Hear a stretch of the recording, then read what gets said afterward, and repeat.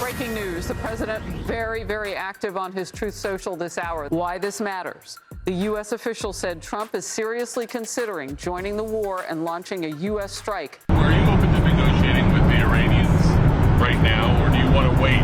They should have done the deal. I told them, do the deal. So I don't know. I'm not too much in a mood to negotiate now. They know, but they got their stuff handled. I voted for the man because I trust him to make decisions in crucial situations. I'm not going to back down because he didn't do exactly what I wanted him to do. He's acting in good faith. I think he's going to get to a solution. And if he doesn't, he gave a good effort that nobody else was willing to give.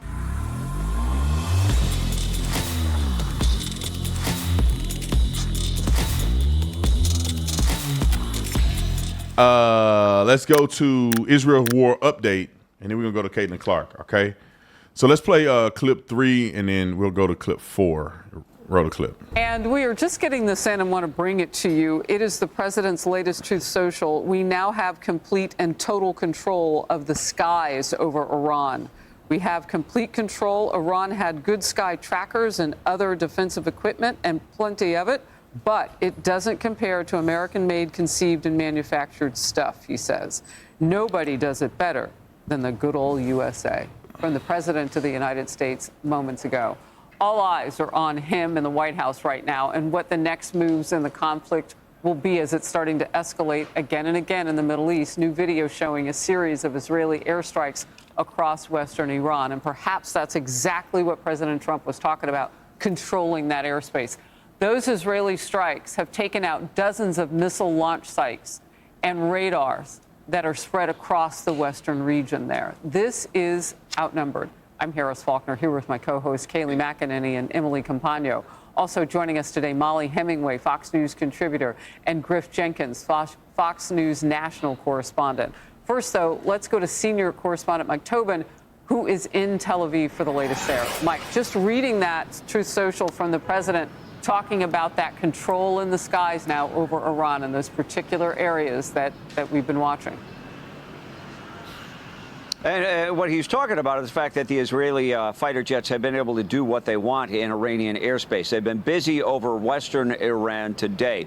Israel says that they took out dozens of surface-to-surface missiles. Those are the kind of things that Iran has been firing here in the direction of Tel Aviv and greater Israel. They also claim that they have taken out surface-to-air missiles and radar installations. The Israelis, in line with what President Trump is saying, have said that they have degraded the Iranian air defense to such an extent that they have air superiority, meaning they can do whatever they want in Iranian airspace. And Israel's defense minister says more significant targets in Iran will be struck today, and maybe we'll learn about those in the coming hours. He also warned the Grand Ayatollah Ali Khamenei that if he continues to fire missiles at Israel, he could very well meet the same fate as Saddam Hussein. I warn the Iranian dictator from continuing to commit war crimes, firing missiles at Israeli citizens. He should remember what happened to the dictator in the country neighboring Iran, who took this path against the state of Israel. Now, let me say this. Can I just speak to this real quick?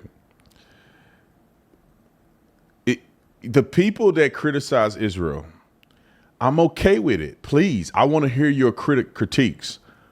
But you can tell when their arguments are disingenuous when they never criticize the other side. Israel is going and strategically attacking military facilities, places where they are making drones. I mean, they're making they had drones. They attacked some of those. Some of the drone technology, some of the missile bases, some of their areas where they're doing things they're not supposed to be doing as it relates to getting a nuclear weapon, all this stuff. They're attacking these facilities. They are shooting indiscriminate bombs into to kill all the random people that's in Israel. So when you go off and say, Israel shouldn't have did this, but they're attacking facilities, attack Israeli facilities. No, they're trying to kill every random citizens. So when you hear people argue, this is how you know if they had a good faith argument.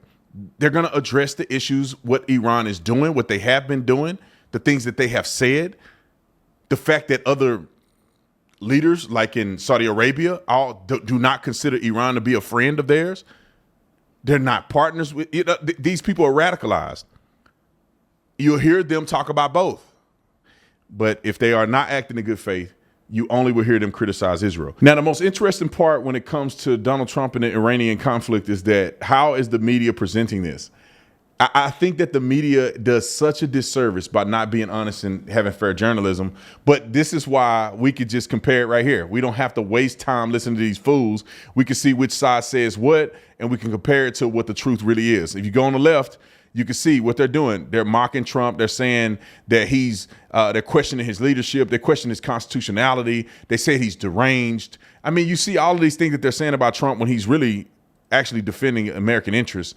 And then it seems like on the right side, as usual, you see them just giving the factual truth about what's going on, some of which are praising Donald Trump for what he's doing, at least having a strong stance against Iran, which is obviously their fund terrorist organizations against the United States of America, which we all know. But you can find all that information right here. And this is why I love Ground News, because you can see it all. The propaganda will not consume you ever again. You can see synopsis from the right, the left, the center. You can compare the bias. They have this algorithm that can do it right here. But do not forget the blind spot. Okay, when you're driving in the car, if you think you're going to drive without rearview mirrors or blind spot mirrors and you're a semi-truck driver, you are foolish. So go on here and check it out. If it's in the red, that means that conservatives need to cover it more. If it's in the blue, that means liberals need to cover it more. We could just go an example of these two here. Judge says government can't limit passport sex markers for many transgender, non-binary people. The right is not talking about it as much as the left. And on their side, Ilhan Omar, the U.S. is turning into one of the worst countries. No leftist is showing what a anti-American fool she is. Therefore, they're getting blind spotted. So make sure you guys subscribe through my link at ground.news/Tatum or download the mobile app and use offer code Tatum for 40% off the unlimited Vantage plan to see through media bias and stay informed. Let's go to this. Will Chamberlain. We don't have this, but I'm gonna read it off this paper. I thought this was so brilliant what this guy said about Donald Trump. And you can find this on his X account, it looks like. But he said one thing that should be obviously, and this is related to everybody that's like, we're going to go to World War III. It's going to be World War III. The world is over. Donald Trump has betrayed us. Donald Trump used to be America first. I read what he said here and I was like, why do people go to the extreme? It's like they can't wait for a reason to not like Trump. One thing that should, this is what he said, quote, one thing that should be obvious about President Donald Trump's approach to use of force is that he is perfectly happy with striking his adversaries, but he's not willing to get bogged down in regime change and spreading democracy, quote unquote, right? Spreading democracy. He said in the first term, he struck Assad, destroying ISIS, assassinated Soleimani. This term, he has already struck Yemen. Every time panics, or he call them panicans. I guess he's saying Republicans that are panicans have said he's going to get us bogged down in another regime change war. Here comes World War III. It never happens. Trump is still the same guy that told Jeb Bush to his face that his brother lied to get us into Iraq. He's the guy who broke with the otherwise unanimous Republicans' consensus and criticized regime change. If you're betting on anything different, here you're being silly. Strikes are very likely coming.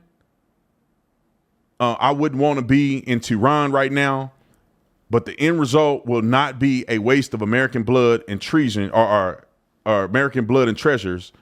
We elected a guy for a reason. Let me clarify that because y'all know I can't read that good. Essentially what he's saying is that it's not odd or awkward that Donald Trump will make strategic moves or strikes or eliminate individuals who are causing ruckuses, but he's not going to endeavor an endless war. And then you go back and look, he killed Soleimani, and they said, I put my life on this.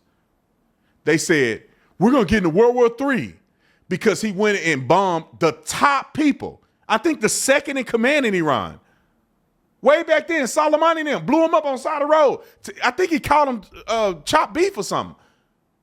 We were going to World War III. It didn't happen. Trump is not interested in regime change. But he will make a strike if it's necessary to benefit the American people. And these people that scream World War III, they try to act as if Trump has never done anything militarily. That he will not do anything militarily. He literally tell them to park the jets. We're not going to do nothing. This is how they kind of present this thing. Forgetting that Donald Trump has already bombed in Yemen this year. What are we saying? I elected Donald Trump to do what is right for America. And I trust his judgment and wisdom. This time around, I think he's better than he was the first time. I trust his judgment. I do not think, because this is what happens to people. I'm going to tell y'all this, and it all to me comes from hating Jews. And maybe not all of them, but a lot of it seems like it's got something to do with Israel. Because Donald Trump is not perfect. And I did not vote for him to be perfect. I voted for him to do the right thing in good faith. So I observed America First up front and personal in term one. And what I learned about President Trump, he's a man of action, not words. He's not a Neville Chamberlain. He is a Churchill. He is not someone who sits in a beach chair and lets history happen to him. He makes history. He acts strategically. He acts when it's in our interest. When he took out Soleimani, when he took out al-Baghdadi, when he acted in Syria, when they used chemical weapons on their own people. Every dictator in the world observed that. And you know what happened? Putin, for the first time in 4 presidencies, did not invade a sovereign country. The last and final year of his presidency, not a single American troop died in Afghanistan. You look, ISIS dismantled. He's not words, he is action. How is Bannon and the folks that you mentioned and the people advocating for just sitting back and taking it easy, how are they any different than Biden's foreign policy? Biden's foreign policy was, I say don't, and Putin does. I say don't, and the Taliban takes over Afghanistan. I say don't, and 2 global wars start on my watch. That is the Biden foreign policy. That is by no definition America first. Iran has had 5 decades, almost half a century to talk. And what they've done instead, kill 609 American troops in Iraq. What they've done is put an assassination plot on President Trump's head. What they've done is take American hostages and wreak havoc on the world. America first is not sitting in a beach chair and using words. It's taking decisive action when we can take out Fordo, the one swoop of an airplane. I am not present in war room meetings, what they call it, in none of these. I don't talk to the generals. I'm not in any of these meetings. And so therefore, I believe that Donald Trump is the best person to make the decisions that need to be made on behalf of the American people. So when he's in these rooms and he's talked to Iran, he's had negotiations, he's talked to Benjamin Netanyahu, he's been all around the world in areas and conversations that I have never been in. So if he make a decision to say, everybody need to flee to Iran, and we told him to stop. If he says that, I trust him because I voted for the man. But the problem what people do is they want the man to do everything they want to do, and if he deviate any degree, he's a wash. I don't think Donald Trump is trying to get us in no wars. And the reason people say he's trying to get us in the wars, even though he said he wasn't, is because the same people that think we're beholden to Israel. I don't think we're beholden to Israel. They're our ally. We do work together. What are we talking about? I think we use Israel Proxy to do what we're doing. We don't. We give them hundreds of billions of dollars in military aid. You think we're not telling them, we'll back you, go over there and do that. The United States is taking the defensive. What? We gave them some equipment to use over there. We using them too.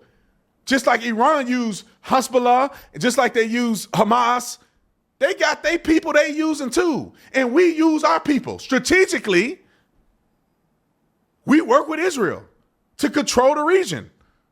And that they do. You think we give them all that money for military to do nothing? Just because we're Zionist. We want to give them enough equipment to destroy the United States of America. What sense does that make? I bet you $1 million Donald Trump knew or had reason to know that they were going to attack Iran. Iran not having nuclear capabilities is beneficial to America as well, and the rest of our allies in the region. But Israel is the closest. We don't have to fly and get involved. Oh, we had no idea they were doing that. Oh, wow, they won. Oh, okay. Oh, you hit one of our planes. All right. Boom, boom, boom, boom, boom. What do you think about this for a minute? They go undetected, bomb these facilities, and we take a defensive. Oh, we're defending our assets in the region. Really? No, we're prepared to, if it get jiggy, we finna get jiggy. That's what we're doing. And do you think that our military, think about this for a minute, y'all, and then I got to move on. I want to talk about Caitlin Clark. Do you think our military is telling you what we finna do? You think they're on TV saying, everybody get out of Tehran. Hey, Iran, just so you know, bro, we're gonna drop a bomb over there because I said it on X. Bro, we already have it all planned out before anybody say anything about anything. How do you think this country has been surviving for over 200 plus years? Because we're stupid this year. And our military personnel don't know what they're doing. And we just willy-nilly, Trump wrote a tweet and they're going to move because Donald Trump wrote a tweet. We ain't stupid, man. We know what we're doing. We already 3, 4, 5 steps ahead of people militarily. We got the greatest intelligence, the greatest military on planet Earth. And y'all think we stupid enough to not be we don't know what Israel's going to do. I didn't know they were going to do that. Netanyahu, you didn't tell me you're going to bomb Iran. You didn't tell me you're going to bomb their nuclear facility. We had no idea. Now we're going to go to war. We had no idea we're getting ready to go to war. Man, don't be silly like that. If we operated like that, even as dumb as Biden was, we have people in the military that know what they're doing. If we operated like that, we wouldn't be a country. We wouldn't have been a country like 2 wars ago. We know what we're doing, man. We got all kind of stuff that they don't tell the public. They deceive. Our country be lying to us too. They know but they got their stuff handled. I voted for the man because I trust him to make decisions in crucial situations. I'm not going to back down because he didn't do exactly what I wanted him to do. He haven't done exactly what he said he's going to do with the economy either. But we know it's a work in progress. He's acting in good faith. I think he's going to get to a solution. And if he doesn't, he gave a good effort that nobody else was willing to give.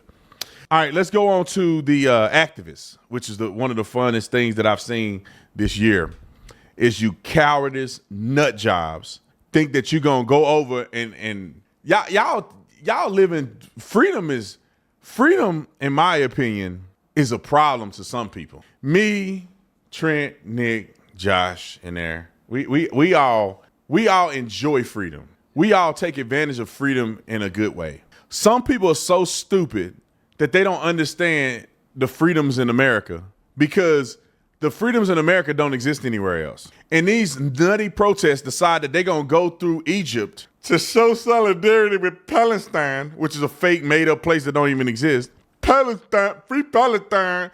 And they went over there and Dana Loesch pretty much told what it was, wrote a clip. I don't know if you saw what happened over the weekend, but there were a bunch of peaceniks and hippies and pro-Hamas wannabe Gazans that marched to the border in Rafah, because Egypt has a giant multi-level wall at the border of Gaza. You want to talk about walls? Egypt doesn't just have one wall. Egypt has layers of walls, barbed wire, and snipers in towers at the Rafah border. And what happened was these protesters and these wannabe Gaza Hamas simps, they decided to approach the border, and the Egyptian police beat the hell out of them. They thought that they were going to do what they are doing in California and just push through and go on, and that was not happening. Egypt's military wasn't allowing it. The police and their border control at the Rafah crossing weren't allowing it. They beat and detained every single one of those people that try to pull Greta von Thunberg and cross over into Gaza. It wasn't happening. I love that she said that. Over 200 foreign activists were detained.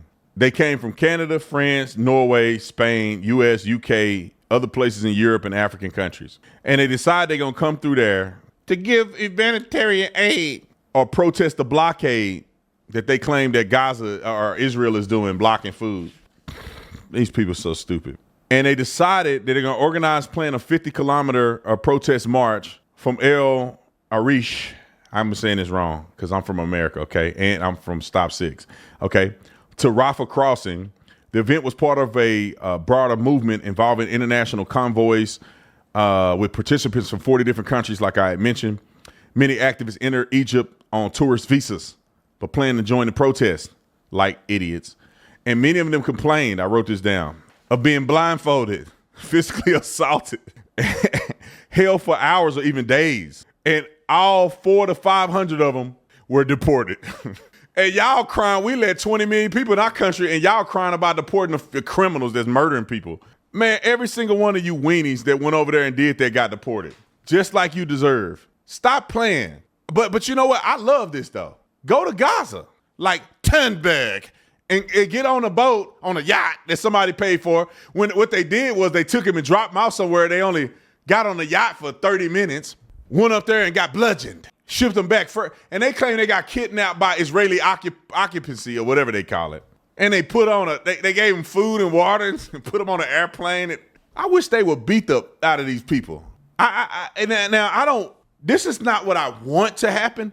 This is what I wouldn't be shocked if it did happen. If Greta Thunberg went over there and they put her in a cave and they did all kind of stuff to her, had her in there for 3 months. She was starving and they were taking turns running through her. That's what will happen to you. If you went through Gaza, you want to bet me? They don't care about you. They don't care about their citizens. They nasty, freaky, horny, raping women, doing stuff. You go over there if you want to. Go to Gaza and see how long you last in Gaza. Go over there and go kiss your boyfriend in Gaza and see what happened to you. Head be rolling down the street with dirt on it. Or you be like this, flying out of a building. Go ahead. Go get you and your boyfriend. I'll pay for y'all to go over there. I just need video footage of what's gonna happen to you. So it can go viral. Go ahead. Go over there. You and non-binary Cindy or they them, go over there and I want you a boy kiss each other over there and see what happened to you. Go do a pride parade. Go and do that and take your breasts out, shake them like this, let the dudes walk around with their weenie hanging out like they do in America. In a Speedo in front of little kids. Go do that in Gaza. And you're gonna turn into a terrorist highlight tape. You're gonna be on their propaganda tape that they send to people that they brainwash. What do they call it?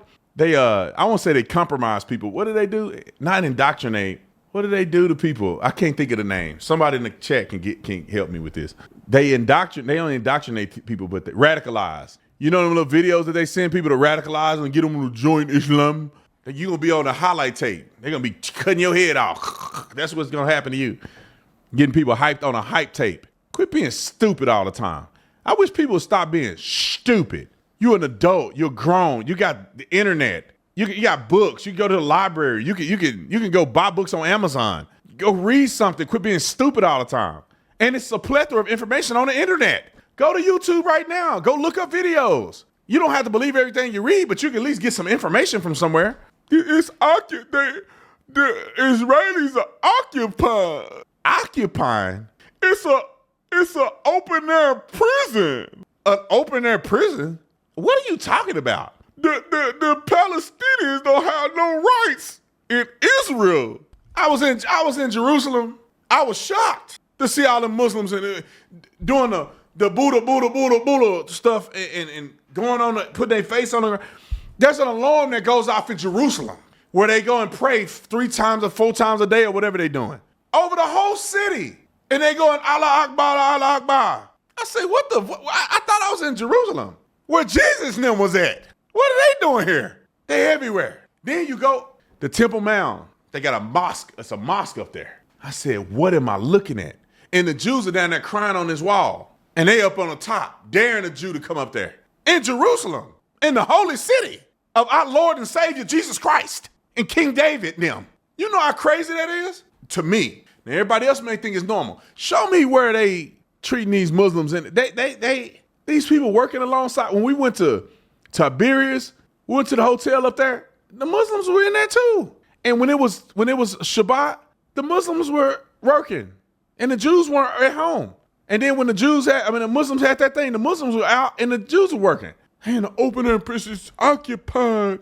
Look at the Bible. There was a promised land, promised to Abraham and his descendants. Where is that land at? It's Israel. What are we talking about here? God had promised his people that land. And I think as Christians, we should be in conjunction with saying, the Jewish people deserve to have this land like it was promised to them in the Bible. I don't want to be on the side of trying to avoid that, trying not to let that come to fruition. I don't want to be on the bad side of our Lord. I don't want to be on the wrong side.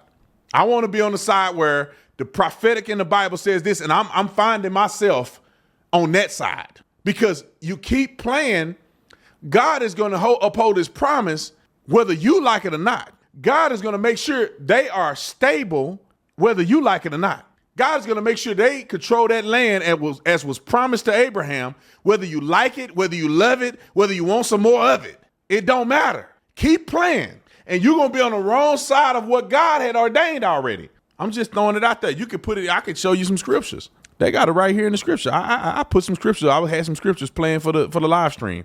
I could put some scriptures in there. Maybe I had to take you through a whole Bible study. In the Bible, it articulates clearly the geographical location of what was promised to Abraham. And just because the people who were Jewish then and the descendants of Abraham fell away, don't mean that the promise is somehow changes. And God dang it, I wish people would read the Bible. Go look at the book of Romans. Go look at Romans 9, 10, and 11. Some of you Christians are using that for your own stuff. That ain't got nothing to do with you. Romans 9, 10, and 11. Romans 10 and 9 that y'all like to use. What does it say? The first sentence of Romans 10 says, it is my will that Israel, hold on, let me read it real quick. We just broke the chair over there. Leaning like a cholo over there and broke the chair. All right, let's see. Let's go to Romans 10. Let's go to Romans 10, the first. Brother, my heart's desire and prayer to God for them is that they may be saved. For I bear them witness that they have a zeal of God, but not according to the knowledge. And this is the translation in the ESV. In the King James and other translations, it says, my desire is for Israel, that they may be saved. If you look at the title, Israel's unbelief, if you go up to Romans 9 and 30, or 9 chapter 29, verse 30, Israel's unbelief. This is all talking about Israel. Chapters 9, 10, and 11, God's everlasting love for Israel, God's sovereign choice. Keep going. The message of salvation, the remnant of Israel. That's Romans 10. That's Romans 11 is the start of Romans 11. Chapters 9, 10, and 11 are addressing the prophecy of how God is going to save his chosen people.